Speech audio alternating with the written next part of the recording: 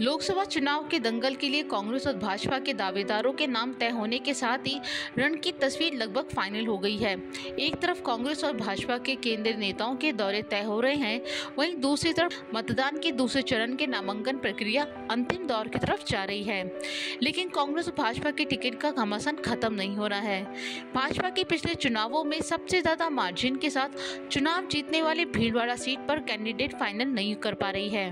वहीं कांग्रेस डूंगरपुर बांसवाड़ा सीट पर गठबंधन के लिए मनुहार कर रही है। साल 2019 में भीलवाड़ा सीट खासा चर्चा में रही, क्योंकि पिछले लोकसभा चुनाव में भाजपा ने भीलवाड़ा सीट पर सर्वाधिक 6 लाख से ज्यादा मतों से जीत हासिल की थी।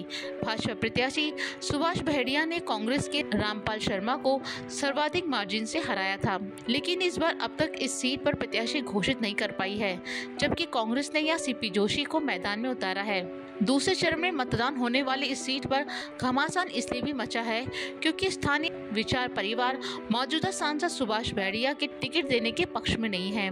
विधानसभा चुनाव 2023 में भीलवाड़ा में भाजपा और विचार परिवार के बीच टकराव सामने आया था।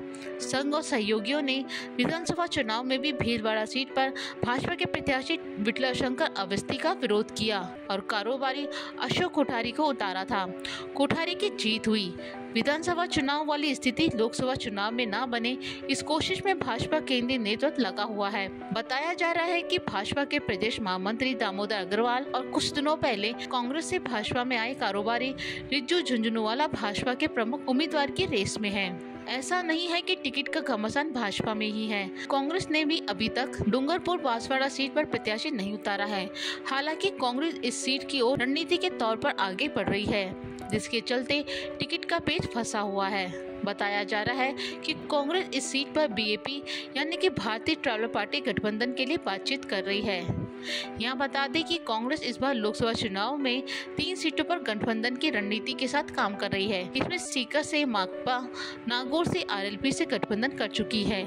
अब माना जा रहा है कि डूंगरपुर बांसवाड़ा पर बीएपी से गठबंधन करना चाहती है। हालांकि बीएपी ने उदयपुर लोकसभा सीट पर पहले ही अपना उम्मीदवार घोषित कर कांग्रेस भाजपा को चुनौती दे दी है। लोकवार्ता न्यूज, जयपुर।